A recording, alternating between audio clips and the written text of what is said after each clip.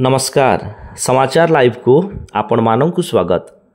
बड़दाण्ड जनसमुद्र भक्त व भगवान एकाकार रायगड़ा जिला गुणपुर गुणार्णव क्षेत्र ठारे आज श्रीजीऊ पवित्र गुंडीचा यात्रा अत्यंत भक्ति भावमय परिवेश रे अनुष्ठित हो जाइछि।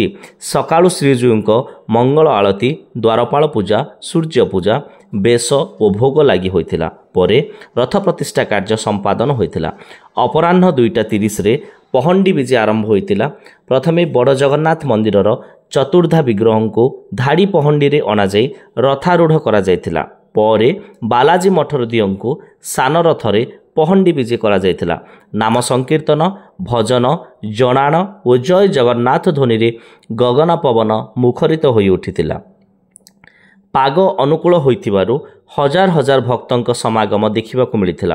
प्रथमे बड़ रथ को सर्वसाधारण टाणीथिबा बेले एठाकार परंपरा अनुसार सान रथ को महिला माने टाणीथिले।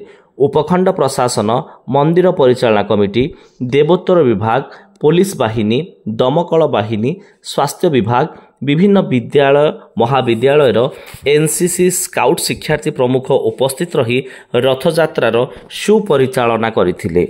जगन्नाथ संस्कृति प्रचारक गवेषक डॉक्टर कृष्णचंद्र पंडा तत्वावधान में रथयात्रार धारा विवरणी प्रदान करा जायथिला।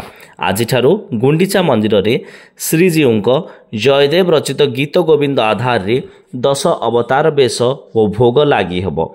सबुठारु आकर्षणर केन्द्रबिंदु थिला दुई रथ सम्मुख रे बालिका मानक ओडिसी नृत्य परिवेषण। ब्यूरो रिपोर्ट समाचार लाइव।